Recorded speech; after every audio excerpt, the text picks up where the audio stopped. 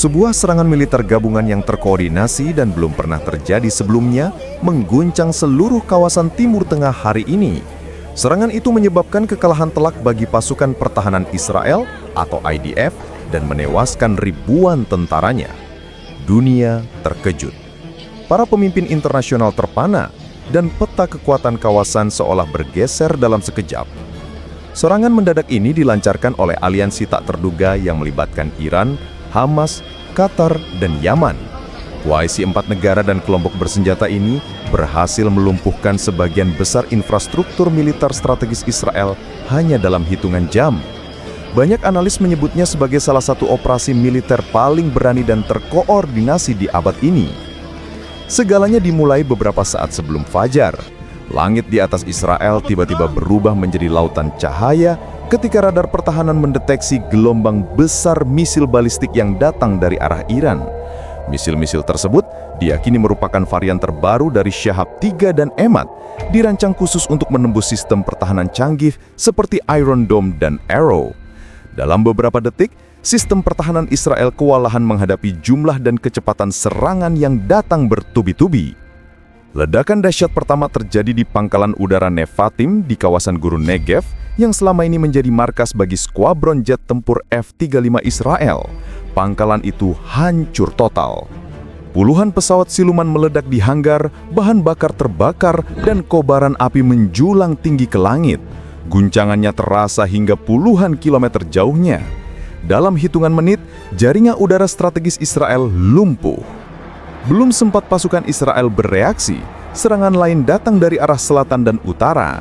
Dari Yaman, kelompok Houthi meluncurkan serangkaian misil balistik jarak jauh yang secara mengejutkan berhasil mencapai pelabuhan Eilat di Laut Merah. Serangan itu menghantam kapal-kapal perang Israel yang tengah berlabuh, menimbulkan ledakan beruntun dan kobaran api yang melalap seluruh area pelabuhan.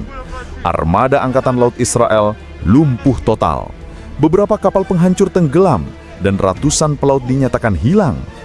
Jalur suplai logistik maritim Israel terputus, memaksa pasukan darat beroperasi tanpa dukungan dari laut. Sementara itu, dari arah jalur Gaza, pasukan Brigade Is ad-Din Al-Qassam, sayap militer Hamas, meluncurkan serangan darat besar-besaran. Mereka menggunakan jaringan terowongan bawah tanah yang selama ini menjadi misteri bagi dunia internasional. Ratusan terowongan itu ternyata mengarah langsung ke kota-kota perbatasan Israel. Dalam waktu singkat, pejuang Hamas muncul di berbagai titik strategis, menyerbu pos militer, merebut kendaraan lapis baja, dan menghancurkan gudang amunisi. Pertempuran sengit pecah di Sderot, Ashkelon, dan Netivot. Tentara Israel yang tengah berpatroli terkejut dan tak siap menghadapi penyusupan mendadak. Banyak di antara mereka tewas dalam baku tembak jarak dekat. Beberapa pos militer bahkan direbut sepenuhnya. Video amatir yang beredar di media sosial menunjukkan tentara IDF yang panik, beberapa menyerah, sementara yang lain berusaha bertahan di tengah kobaran api dan reruntuhan bangunan. Laporan awal menyebutkan lebih dari 2.000 tentara Israel tewas hanya dalam 6 jam pertama serangan. Ribuan lainnya terluka atau tertawan. Pemerintah Israel menilai serangan ini begitu presisi dan terkoordinasi hingga mustahil dilakukan tanpa dukungan intelijen tingkat tinggi. Dugaan pun mengarah kepada Qatar yang disebut berperan besar dalam perang cyber yang melumpuhkan komunikasi militer Israel. Pada saat yang bersamaan, jaringan komunikasi dan komando IDF tiba-tiba terputus total. Sistem satelit, drone pengintai, dan komunikasi radio lumpuh serentak. Serangan cyber besar-besaran yang diyakini dilancarkan dari server di Qatar menghancurkan seluruh sistem koordinasi tempur Israel. Unit-unit militer di lapangan kehilangan kendali, tidak bisa meminta bantuan udara dan tidak dapat berkoordinasi satu sama lain. Pasukan Israel menjadi buta dan tuli di medan perang. Pakar keamanan cyber Dr. Eli Cohen dari Universitas Tel Aviv mengatakan dalam wawancara langsung, ini bukan serangan hacker biasa, ini operasi cyber berskala negara. Dirancang khusus untuk melumpuhkan jantung pertahanan Israel tanpa perlu melepaskan satu peluru pun. Mereka tahu persis di mana titik lemah sistem dan kapan harus menekan tombol. Pemerintah Israel segera menyatakan keadaan darurat nasional. Sirene meraung di seluruh negeri. Warga berlarian mencari perlindungan di bunker bawah tanah. Rumah sakit di Tel Aviv, Haifa, dan Yerusalem kewalahan. Dokter dan relawan bekerja tanpa henti selama berjam-jam. Kementerian Kesehatan melaporkan lebih dari 5.000 tentara tewas dan puluhan ribu lainnya terluka hanya dalam satu hari. Banyak di antara mereka tidak sempat dievakuasi karena akses jalan utama hancur oleh serangan udara. Perdana Menteri Israel tampil di televisi nasional dengan wajah tegang dan suara bergetar. Dalam pidato singkatnya, ia menyebut hari ini sebagai hari tergelap dalam sejarah Israel. Ia bersumpah akan membalas dengan kekuatan penuh terhadap semua pihak yang terlibat. Pidatonya diakhiri dengan pengumuman mobilisasi total seluruh cadangan militer. Ribuan warga sipil dipanggil untuk bergabung dalam pertahanan nasional. Negara itu kini sepenuhnya dalam mode perang. Sementara itu, dunia internasional bereaksi dengan keterjukutan dan kebingungan. Dewan Keamanan PBB segera mengumumkan pertemuan darurat di New York. Amerika Serikat, Inggris, dan Perancis mengeluarkan pernyataan bersama yang mengecam serangan terhadap Israel dan menjanjikan dukungan penuh. Rusia dan Tiongkok menyerukan gencatan senjata segera untuk mencegah konflik meluas. Namun, hingga saat ini, belum ada tindakan militer langsung yang diambil oleh kekuatan besar dunia. Di Gaza dan Tehran, suasana justru berbeda. Ribuan orang turun ke jalan, menyalakan kembang api dan meneriakkan yel-yel kemenangan. Di media sosial, video perayaan menyebar luas dengan tagar Hari Kemenangan Umat.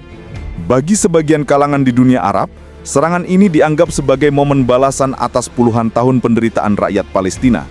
Namun bagi pihak lain, ini adalah awal dari bencana yang jauh lebih besar. Para pengamat internasional memperingatkan bahwa serangan ini telah mengubah wajah Timur Tengah selamanya. Selama puluhan tahun, Israel dianggap sebagai kekuatan militer paling dominan di kawasan, didukung teknologi pertahanan canggih dan dukungan penuh Amerika Serikat. Kini, mitos itu hancur dalam satu malam. Koalisi Iran, Hamas, Qatar, dan Yaman menunjukkan bahwa mereka mampu beroperasi secara terpadu, presisi, dan mematikan. Dr. Rachel Myers, analis geopolitik dari London School of Economics, menulis dalam laporannya, serangan ini bukan sekedar perang, ini adalah pesan keras bahwa tatanan lama di Timur Tengah telah runtuh. Dunia kini menyaksikan lahirnya poros kekuatan baru yang menantang dominasi Barat. Ketegangan terus meningkat.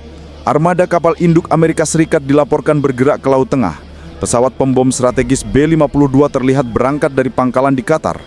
Israel di sisi lain mempersiapkan serangan balasan besar-besaran ke arah Iran dan Jalur Gaza. Situasi berubah dari jam ke jam, dan setiap langkah salah dapat memicu perang besar yang melibatkan banyak negara. Di sisi lain, Iran menyatakan tidak gentar menghadapi ancaman apapun. Juru bicara Kementerian Pertahanan Iran mengatakan, "Kami siap menghadapi konsekuensi apapun. Ini adalah era baru perlawanan."